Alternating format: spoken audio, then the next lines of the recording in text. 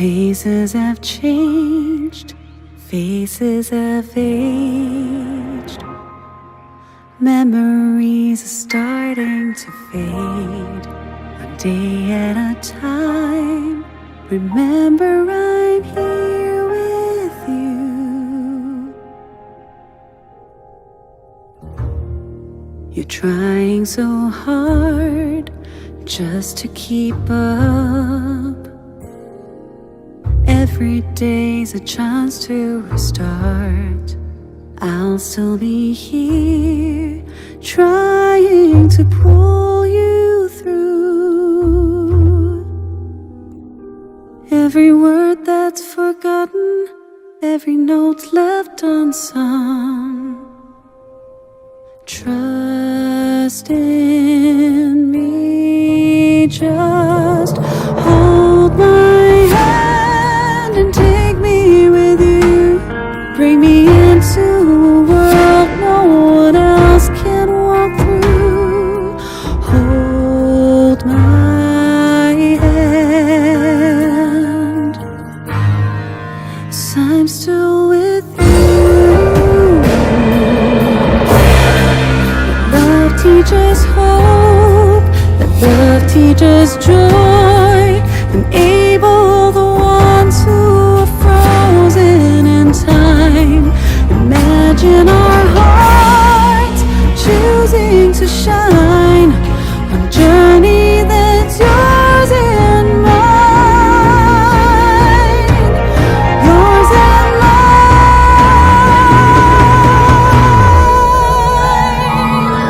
Hold my hand and take me with you. Bring me into a world no one else can walk through.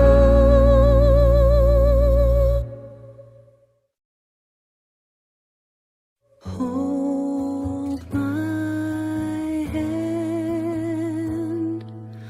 Hold my hand.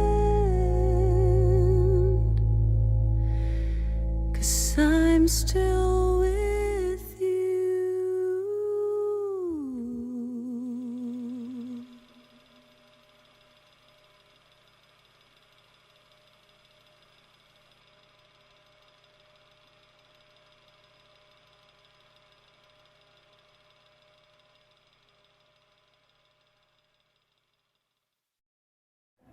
Hello! Welcome to the Enabling Festival 2022. My name is Daniel, And I'm Danny. and we are your festival hosts this year.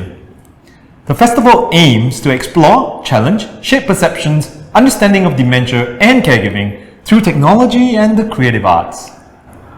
This year, we will focus on the sense of touch, with the theme Touch is Memory. We have curated many exciting programs for you this year, so please visit us at this website below to see what we have to offer. So please enjoy the upcoming programs. Hello everyone and welcome to another session of the Little Red Couch. This is a program that is parked under the Enabling Festival, initiated by Enable Asia, and today we have a special guest. Thank you. Hi, my name Our is... youngest, actually he's our youngest guest. He's 18 years old. I think he's still in college. His name is William. So maybe William, you want to give a brief introduction of yourself to everyone? Hi everyone. My name is William. I'm in college and I'm 18 this year. Yeah. One of my favorite things I like to do is to play computer games. Yeah, like Dota. Yeah. I understand your mom is having signs of dementia. So maybe you could share with us how's your mom's condition and what are the signs that make you realize that something is not right with mommy? Yeah. So I think this was started in late 2020. Yeah, after the whole circuit breaker. At the end, like we started to realize that my mom was having some like quite severe forgetfulness. Like she started to forget like who I was and who people in the family were. Yeah. Maybe she cannot recognize.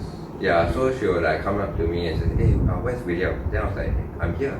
Yeah, so it was like quite strange for me having to go through that and like to see your mom just forget who you are. When was it?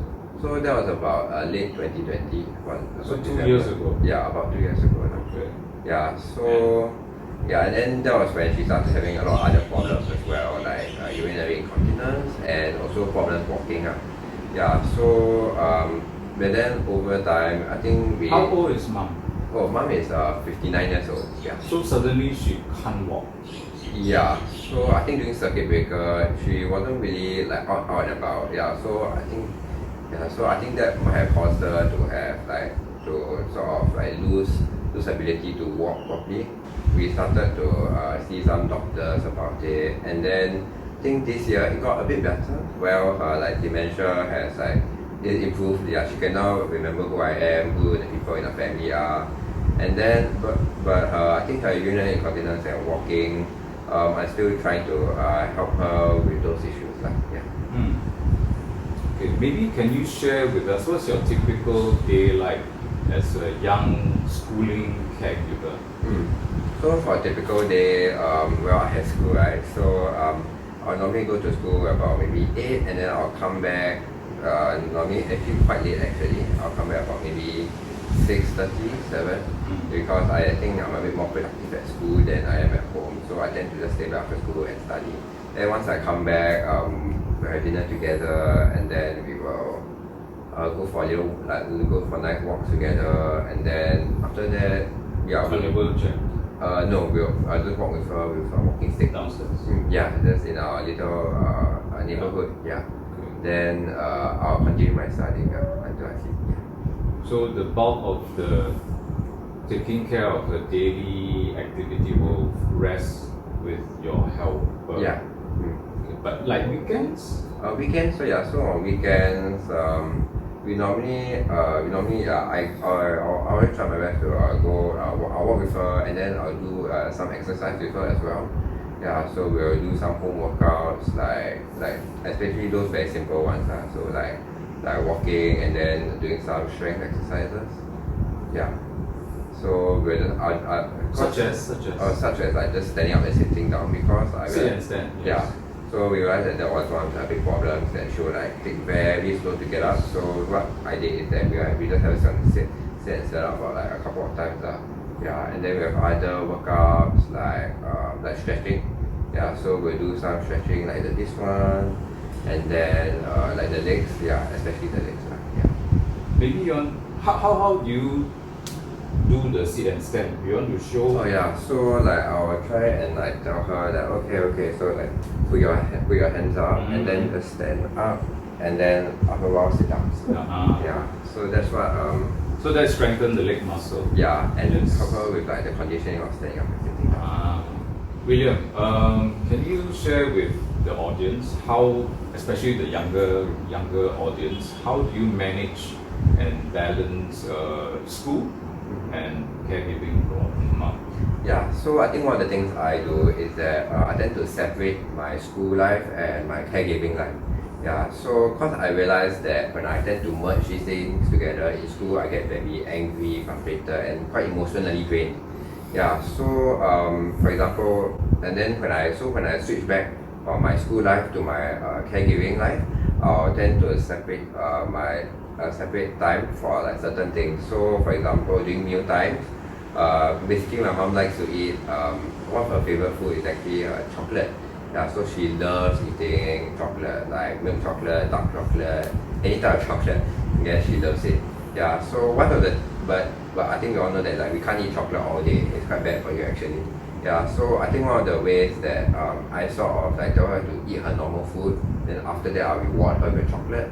Is that I'll just say, oh, if you finish this amount, then you can have your chocolate.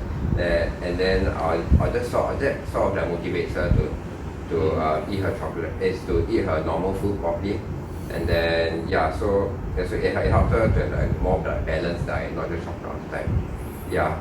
So using chocolate as a motivator. Yeah.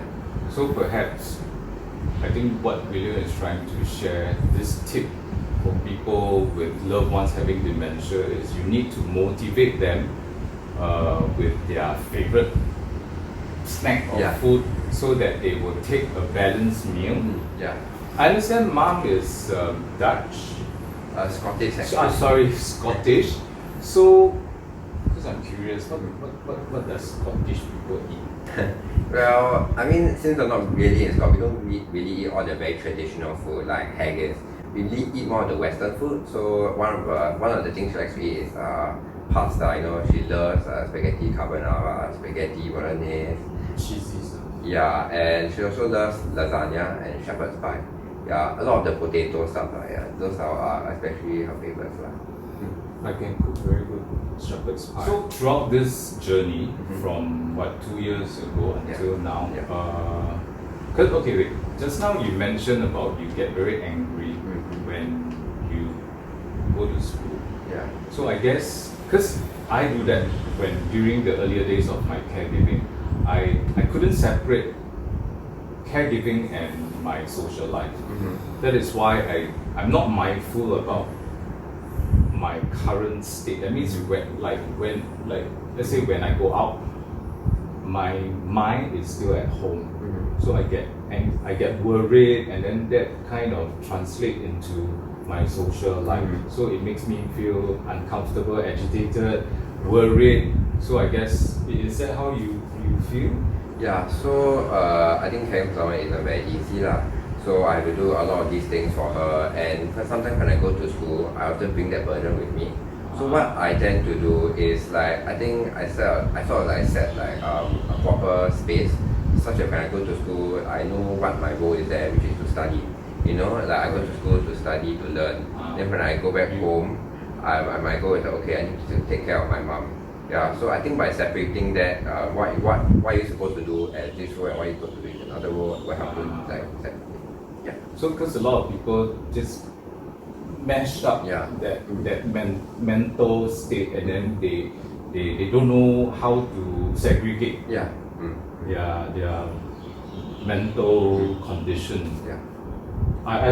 But you did well. I must say, I was struggling with that for many years actually.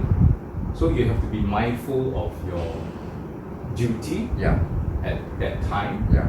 And then when that time is over, close it, move on to another set of responsibility.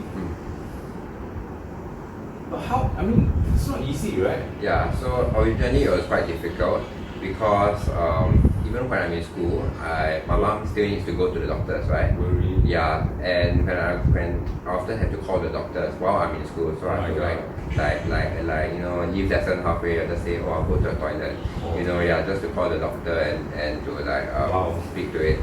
Yeah, so but luckily now there's not much of that anymore.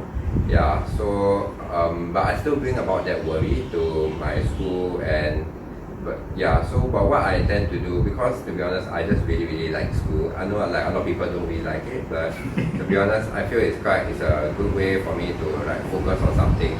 Yeah, so I tend to just talk to my friends a lot. Yeah, so I'll talk to them a lot, which helps me to like distract myself from like the worry or problems I have at home. Yeah. So maybe can you describe your emotional state of mind, like 2 years ago and now? Yeah, so I think about 2 years ago, I was quite, I was very, very invested in my mom. So I'll spend like way too much time with her, and then so I'll say, I'll try and control everything she does. So okay, at this time you should be showering. At this time you should go exercise. You know, you can't be sleeping all day. Then I wasn't exactly very nice to her. But then I think after seeking help from Enable Asia and also other community services, I think I realized that I have different roles. Like I'm a student and then I'm a caregiver also. So I think so when I got those like roles sort of set out for me, it helped me to like distinguish between them, and then it helped me become a bit more relaxed, you know. And I tend to I actually sort of stop being so invested in her and just tend to like relax, you know. Take a step back. Yeah. So I didn't control everything she does. Is that okay? If she wants to do this, it's okay. Yeah, you know. I don't have to control her. Yeah. But let me jump in. For people living with dementia, a set of guidelines, like what time you sleep, what time you shower, is very important to fix that kind of regime. Yeah. Because if you have a mumbo jumbo kind of regime, because they'll be very lost. So that having a fixed timetable, Yeah. lack of a better word, timetable, it helps them to know that at this time they must do this so that they don't feel so lost. Do you do that? Yeah, so okay, originally I had a daily timetable where at least I'll do this, do that, this, I'll do that. But then I think I realized my mom wasn't very happy doing it, you know, and she was very agitated. And every time I said, okay, it's time to shower. But she said, no, I'm fine. So, but what I did is that I actually just shorten it, you know. I'll keep this timetable to at night. So this timetable I'll put it at night, not the whole day, just at night. So I have a timetable like, okay, at 6:30, we're gonna have our dinner. Now after this, you can go rest a bit, and then we'll go for a walk, and then we'll shower, and then we'll eat. Yeah. So I think I just shortened my timetable to not just the whole day, but just to at night. So she don't feel so like she's in a bloody prison. prison. Yeah. Was there a support system for you, like whether it's from friends, teachers, or counselor, or organizations? Yeah, so I think where I got my main support was from school. So I started seeking help in about actually beginning of this year. Yeah, so I reached out to my counselor, and then she knew one of the people in Enable Asia. Then that was how I managed to like expand my sort of social support system. Yeah, so she managed to introduce me to actually you and Daniel from Enable Asia, and then I managed to enter into I think Viria Community Services. Yeah, so then I went for a lot of these caregiving workshops. Yeah, to become a better caregiver and skills I can learn. Yeah, so I think so mainly it's from school and outside organizations. So especially school, to be honest, because I think the school leaders have been very understanding about my situation. So, yeah, so they've given I have like the chance to talk to counselors and teachers about my situation, and they're very understanding about the things I go through. Yeah. Wow. Sailing through. Yeah. Yeah. Okay. What about friends? I mean, I'm sure you have some buddies in school. Can you share with them? Yeah. So I do have this. I do have a couple. I have a lot of friends in school that I share. I have some very close friends that I share these things with. Yeah. So I tend to share with some of the struggles I face, and then when I feel quite down and need something to distract myself from like the worry, you know, I like to talk to them, and then we'll play some games, you know, play some games online, or just talk about other things, yeah, to help keep me happy lah, yeah. So can I say that the friends you have, they kind of get what dementia is all about through you, because they don't face the same. Are they experiencing such? I mean, do they have similar experiences? Not really, but I think they just I don't think they have any family members or anything, or know anyone that has experienced dementia, but I think they're just generally very understanding on how to talk to, like, because I'm 18, right, and they're also about that same age, so they think they just help to like uplift me, you know, even though they don't know much about what dementia is. I think the fact that they're just happy to listen, you know, and happy to listen and just encourage me, you know, it just is something that helped me a lot. Okay, but of course, at the same time, you kind of share with them what dementia is all about, so at least they have that knowledge in the event that they are in your situation, right? Okay, next question. This I think it's kind of personal. So for most 18-year-old, we were all 18-year-old. You know, we are very excited about party, play games, and going out with friends. But instead, I mean, you are kind of restricted by what happened at home. Do you even ask yourself, why me? This is so unfair. I'm sure you do, because I asked the same thing. So you don't tell me you never ask yourself this question. So how do you reconcile this feeling of yours? It's so unfair. Why me? So I think I definitely do feel that sense of unfairness, because I don't think anyone. Okay, there's very few people, in like the exact same situation as mine, having to take care of someone at 18 years old, which is when normally your parents take care of you. It's quite a big shift. But I think I sort of just told myself that, that even though it's unfair, I still, I sort of just tell myself that it's okay, Well, I think, what I do is that I think I set my priorities straight. So for me, I tend to prioritize my role as a student more than as a caregiver. So although I understand that taking care of someone, it's just like I just take it as just an additional burden. I don't take it as like my whole life surrounds this caregiving role. So I'll focus more on my studies like other students, such that like I'm not very different from them, so it helps to like reach the unfairness, So I think I just tend to like focus on my role as a student, like other people. So you're very clear with your role at this point. Yes. So being someone who is very pragmatic, I would say, you're very clear at this age, I need to study because I'm a student. So caregiving, it needs to take a back seat a little bit, not entirely, don't care, but back seat. But because I'm in this situation, let's suck it out, right? Yeah, I think I also realized that I can't, that this thing is going to be with me like for a bulk of my life. And there's nothing much I can really do about it. It's like it's just gonna be there.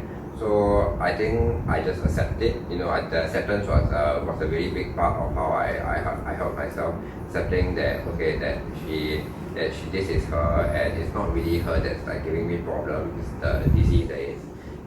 So I think by accepting that like she has dementia and not just trying to hide from it, helps me feel like a lot better and so prevents me from she'll get better one day, but I think I just like tell myself that she has dementia. Great. Maybe I just share a verse I read somewhere. God sends his strongest soldier to fight the toughest war. So you are strong. Thank you. Next question. What is that one thing you want to say to your mom now? So I like to say, mommy, Yes. I love you, and I'll continue to try my best to help you as in your walk with dementia. You kiss your mom. Do you? Sometimes, Okay, last question. If you can turn back time, what is that one thing you want to change? So I think one thing I want to change is I wish I seek help earlier. Because I think during my J1 about 2021, I just sort of kept it to myself, and I mainly just told like a couple of teachers about it. But then I didn't really decide to like seek help, so I'm more on like, how can I I just like stuck in this situation, and then I didn't really know who to ask, because that dementia is like a very Taboo. very taboo topic. So like most people don't know about it. I mean, they know what it is, but like don't know how to deal with it. They don't know like how do I help someone with dementia, or someone or family member looking after them. So what I did was to which I only started this year, was to seek help from counsellors. And these counsellors really expanded my social circle by giving me support from Enable Asia, and then Vivia Community Services, and I think a lot of social services that has, I think, really given me advice on how to be a better caregiver, how to focus on some things, and set my goals straight. You know, as a student, as a caregiver, yeah. So I'm quite glad that I managed to seek help, but I wish I had like seek help a bit earlier lah. So the message to younger caregivers out there is, the moment you feel something wrong with your loved one, Yeah. seek help immediately. Yes, And definitely. don't just like sweep it under the or carpet deal with or it. not Yeah. sure what to do. So yes, yeah, good advice. What do you hope for in the future? I mean, you have a long way to go, you know, you're Yeah. 18, so yeah. I think I hope for the future that I'm able to able to find a way that you know that I can continue caring for her, but also at the same time continuing my own life. You know, because I feel that some people think that, oh, okay, once my family member has dementia, I have to care for them 24/7 and like my life is very constrained. But I feel that that's not the case. That I want to just continue my life and find something that I enjoy, and so that I can continue to pursue that while also helping my mom. So my hope for the future is that I will be able to find a way that I can do something I like in my career or other things, and also to care for my mom at the same time. Yeah. I think with the current support in the society, with your counselor, with your friends, and when people are more aware of what dementia is all about, I think this hope is not impossible. Yes. And last question, is there any advice for people your age who are also caregiver out there? Is there anything you want to share with them to remind them what to do, not to do? Yeah, so I think one thing I will tell my future self or other people experiencing this will be to definitely seek help first, because if you seek help first, like, you will not feel that you are alone. Okay, there are many different people that there are many different caregivers, you know, caring for people with dementia, and it's not something that you can do alone. I thought that I could just, that this thing will pass, you know, that it's just a phase that you experience dementia. But then I didn't really think that we had long-term plan. So I think that that seeking help from maybe professionals and people or organizations like Enable Asia, or from your school, for me which was SAJC, would definitely like help your emotional well-being as a caregiver, and also help the person suffering with dementia. Thank you for sharing so much with the audience out there. And thank you for taking time to come down here. Thank you. Thank you so much. Bye. Bye. Hi, my name is Daniel, And I'm Danny. and we're the founders of the Enabling Festival 2022. We hope you can support us by pledging $1 to the Enabling Festival via the link below. That's right. This $1 will enable the festival to further its cause and implement initiatives for collective impact, which has societal benefits for the dementia community and caregivers. Dementia is a very real issue that could happen to you and me. We sincerely appeal to you to walk this journey with us. Your pledge of $1 is in exchange for a treasured trove of shared knowledge. Come and participate in the various programs. We hope to see you at the next Enabling Festival in 2023! Take care! Bye.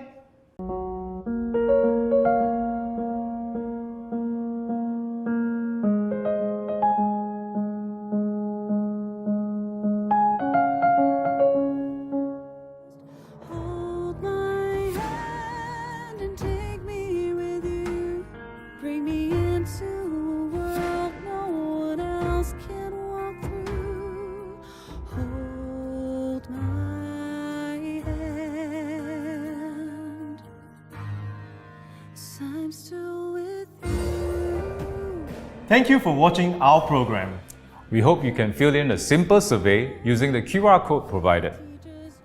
This will help us to improve as well as to fulfill our funding requirements from our various sponsors. Thank you.